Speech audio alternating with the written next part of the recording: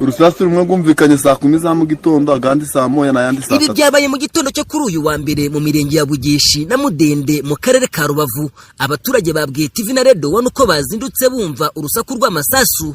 Barasha amasasu gagira ngo muri 50.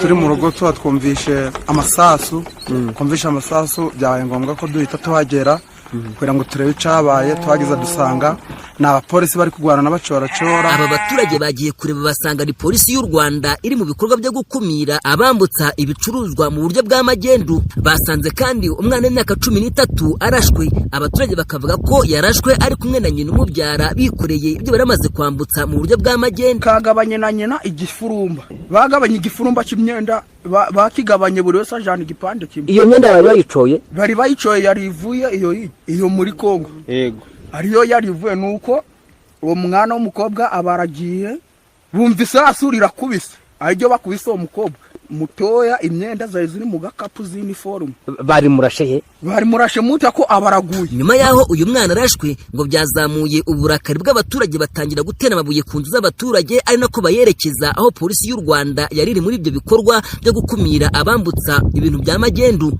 Amakuru atangwa n'abaturage ngo nuko hari n'abandi baturage bakomerekejwe n'amasasu yahise araswa.